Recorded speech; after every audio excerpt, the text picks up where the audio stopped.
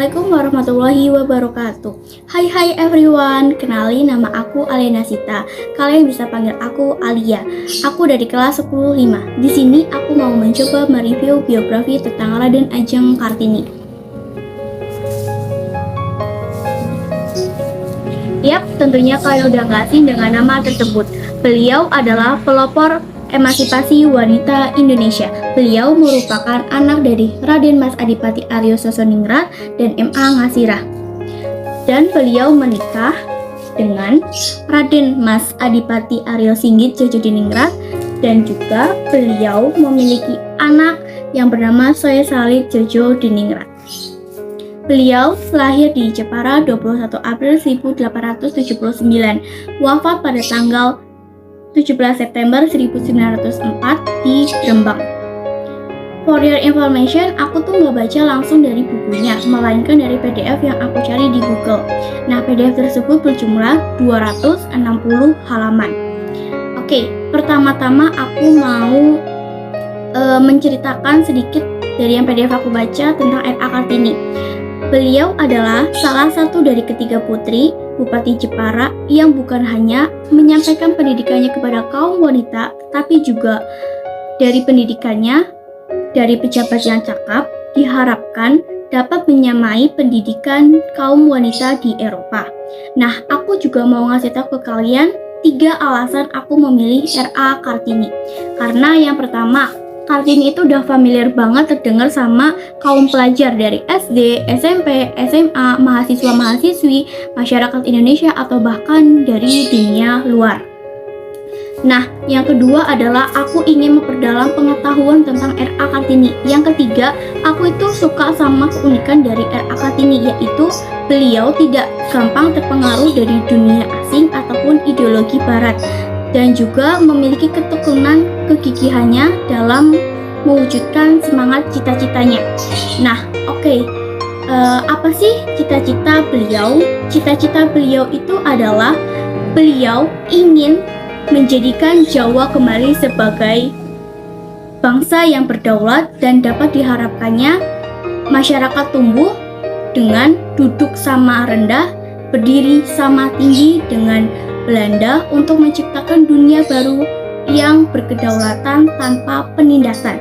Oke, lanjut aku mau bahas tentang pemikiran sama perjuangan.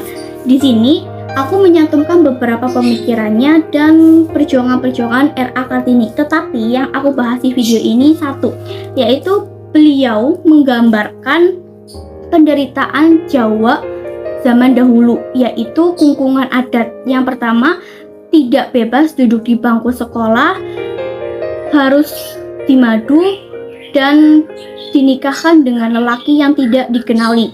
Oke, pemikirannya yang aku baca dari PDF tersebut adalah beliau ingin menyetarakan derajat antara kaum laki-laki dan kaum wanita melalui pendidikan.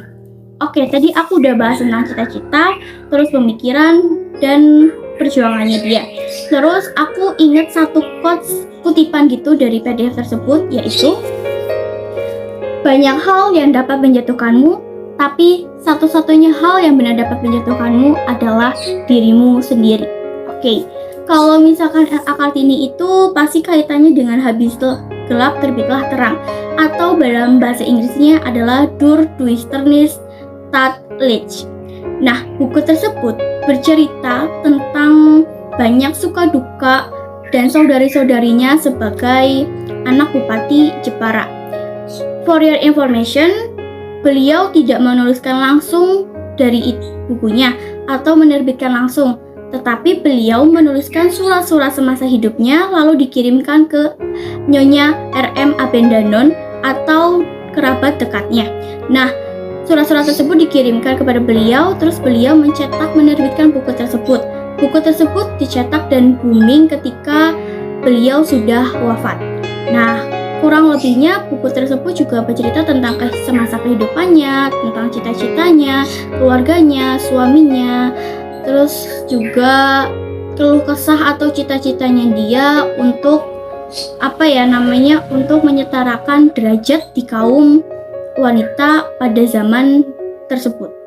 Terus juga yang bikin part unik atau kayak benar-benar terkesan aku tertuju pada 2 kalimat pertanyaan dari pemikiran reflektif R.A. Kartini. Yang pertama, apa sebab kaum wanita dijadikan objek kesenangan kaum pria, seakan-akan mereka tidak memiliki pikiran, pendapat, ataupun perasaannya sendiri?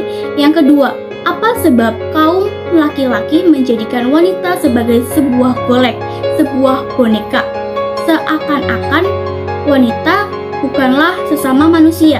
Jadi kayak bisa dibilang diperlakukan seenaknya gitu loh. Nah terus ternyata filosofi tersebut dari dulu yang kayak dengan kesetaraan gender antara laki-laki dan perempuan, laki-laki yang seperti itu juga dari dulu ternyata ada. Nah buat teman-teman yang menonton video ini, terkhususnya mungkin laki-laki, bisa nih opinion kalian apa sih pertanyaan-pertanyaan tersebut. The last but not the least, Kartini merupakan warga dan milik dunia yang sebagaimana mestinya tampak dari representasi pengungkapan yang ada. Karya-karya tentang beliau terus bermunculan dari zaman ke zaman, baik secara diakronis melintas waktu maupun sinkronis dalam radiasi geografis. Untuk itu, Raden Ajeng Kartini merupakan warisan yang pernah dilahirkan di dunia bumi Indonesia, terutama berkenaan dengan gagasan, pemikiran, cita-cita, dan semangat perjuangan yang bersifat dan beremansipasi secara universal maupun global. Ibu kita Kartini adalah warisan dunia, the world heritage. Nah, maka dari itu, kita sebagai penerus bangsa, terutama kaum wanita, sudah sepatutnya untuk mengikuti jejak beliau, semangat juang tentang beliau. Untuk itu, kita sebagai penerus bangsa sudah sepatutnya mengikuti jejak semangat perjuangan dari Raden Ajeng Kartini, terkhususnya kaum wanita nih. Terus juga biasanya kita kalau tanggal 21 April di sekolah-sekolah itu memperingati sebagai Hari Kartini, di mana kita mengenakan kebaya, pakaian adat, karnaval, dan lain sebagainya. Kita juga tahu ada sebuah lagu yang berjudul Ibu Kita Kartini. Hal tersebut bertujuan untuk mengenang jasa-jasa beliau dan menghargai dari perjuangannya. Saya Aliana Sita menyampaikan biografi tentang Raden Ajeng Kartini. Apabila ada kata-kata yang salah, mohon dimaafkan. Wabillahi taufiq wal hidayah. Wassalamualaikum warahmatullahi wabarakatuh. Kak Ayu makan kepiting. Thank you for everything. Sampai jumpa.